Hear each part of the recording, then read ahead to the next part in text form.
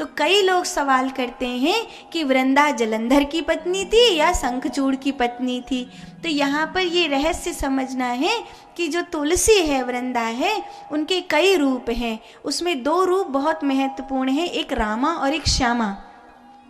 आपने देखा होगा घरों में माताएं 2 प्रकार की तुलसी की पूजा घरों में होती है। एक तुलसी जो बिल्कुल श्याम होती है, एक तुलसी जो एकदम हरी होती हैं। तो जो हरी तुलसी होती है उन्हें रामा बोला जाता है, और जो श्याम वर्ण की होती हैं उन्हें श्यामा तुलसी बोला जाता है। श्यामा तुलसी लोग धन धान्य के लिए ज़्यादा पूजा करते हैं, तंत्र के लिए ज़्यादा पूजा करते हैं, और रामा तुलसी की पूजा सतोगुणी भगवान की भक्ति प्राप्त करने के लिए करी जाती है। और कहते हैं गुरुवार में तुलसी जी की जो ये है, इसमें श्री लक्ष्मी जी का वास होता है कि गुरुवार को अगर तुलसी जी की 108 परिक्रमा करी जाए और विशेष पूजन किया जाए तो कहते हैं उसके घर में अगर किसी भी प्रकार की धन धान्य की कमी हो तो लक्ष्मी जी स्वयं तुलसी में बैठकर उसको आशीर्वाद देती हैं और उसका ये कार्य जरूर करती हैं। तो तुलसी ये पतिव्रता है। अब यहाँ पर एक और कहानी है। कहानी ये है कि नारायण भगवान ने तुलसी का, वृंदा का सतीत्व भंग किया, इसीलिए शंखचूड़ और ये जालंधर मारा गया। लेकिन इस कथा में एक अधूरापन है। अधूरापन ये है कि जो नारायण भगवान हैं वो कभी किसी स्त्री का सतीत्व भंग नहीं कर सकते। नारायण तो सतियों के सतीत्व को बचाने वाले हैं। नारायण तो द्रौपदी के चीर को बढ़ाने वाले हैं।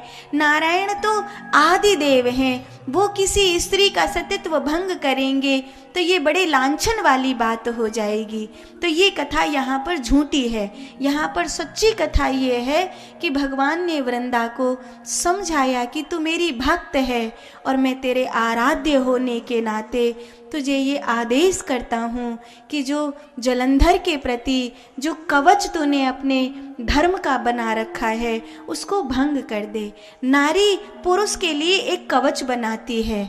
नारी का साजो श्रृंगार पुरुष के लिए कवच होता है। इसलिए आपने देखा होगा कोई भी सौभाग्यवती नारी किसी भी परिस्थिति में अपने बिछुआ को नहीं उतारती, अपने माथे से सिंदूर को नहीं पुछने देती है, क्योंकि वो पुरुष के लिए एक कवच बना रही है।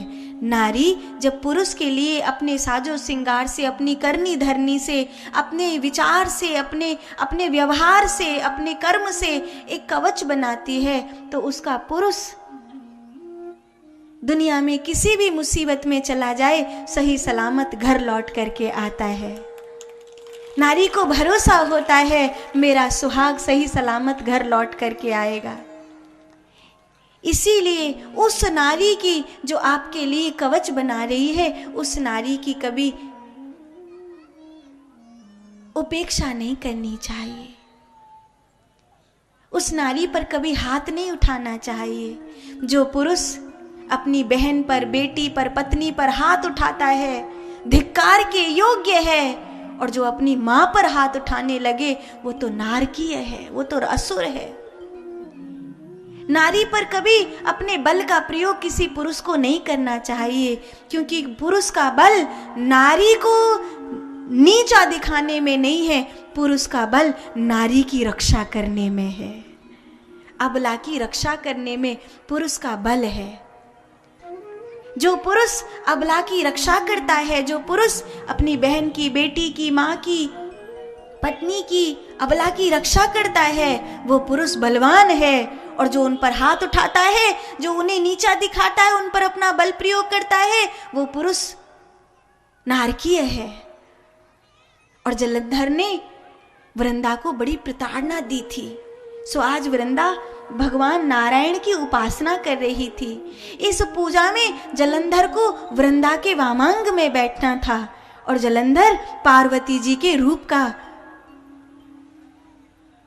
बड़े खेद की बात है कि ये जगदम्बा के ऊपर कुदृष्टि डाल रहा है।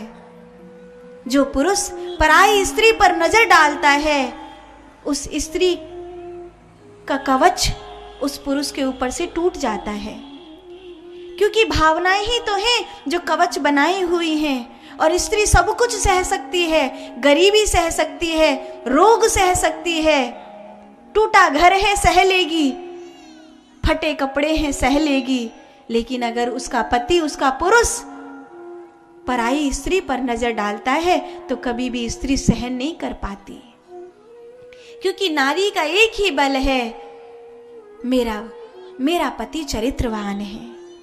अगर वो स्वयं एक चरित्रवान पतिव्रता नारी है तो वो कभी भी अपने पुरुष को पराई स्त्री पर नजर डालते हुए सहन नहीं कर पाएगी। ये असह्य होगा, और यही असह्य पीड़ा वृंदा ने सही। यही कारण है वृंदा ने जलंधर से नाता तोड़ दिया। और जिस दिन वृंदा ने जलंधर से नाता तोड़ा, उसी दिन ब्रह्मा जी ने कहा, वृंदा आज से तू नारायण की हुई, और तब से वृंदा नारायण की हो गई।